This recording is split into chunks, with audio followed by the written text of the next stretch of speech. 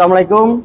Kami dari kantor hukum Suburjayan Partner Warung Paralegal Indonesia sedang mendampingi klien kami yang menjadi korban oleh oknum advokat berinisial S atau Bu D. Korban apa, Pak?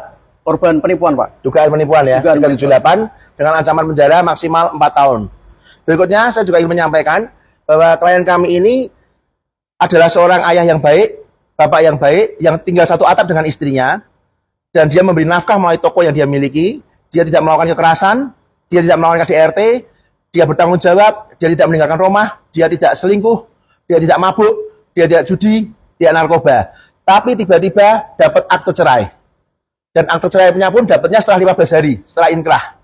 Dan dia sama sekali, Bapak dapat relasi panggilan? Tidak ada. Tidak ada surat sama sekali kan? Tidak ada. Maka diduga terjadi pemalsuan data ketika gugatan cerai dimasukkan. Satu atap, satu rumah, tidak ada masalah, tidak ada KDRT, bertanggung jawab, tidak ada narkoba, tidak ada pidana dan sebagainya, tiba-tiba akte cerai terbit.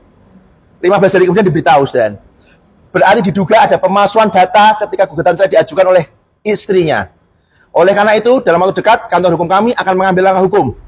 Kemungkinan kami akan melaporkan oknum istrinya dan oknum advokat yang mengajari istrinya untuk membuat gugatan yang palsu identitasnya.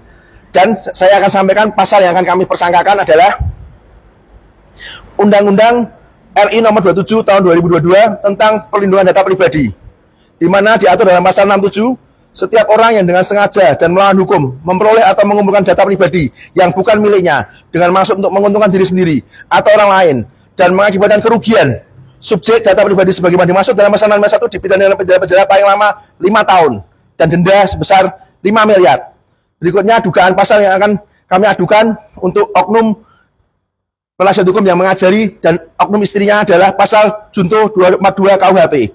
Barang siapa dalam keadaan di mana undang-undang menentukan supaya memberi keterangan adalah sumpah atau mengadakan akibat hukum kepada keterangan yang demikian dengan sengaja memberi keterangan palsu di atas sumpah, baik dengan lisan atau tulisan, secara pribadi maupun oleh kuasanya yang khusus ditunjuk untuk itu, diancam dengan pidana penjara paling lama 7 tahun. Itu yang akan kami lakukan.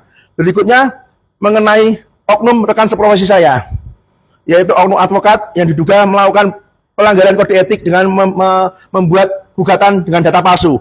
Undang-Undang Advokat nomor 18 tahun 2003 tentang advokat pasal 16. Ini hak imunitas, ini yang ingin saya bicarakan.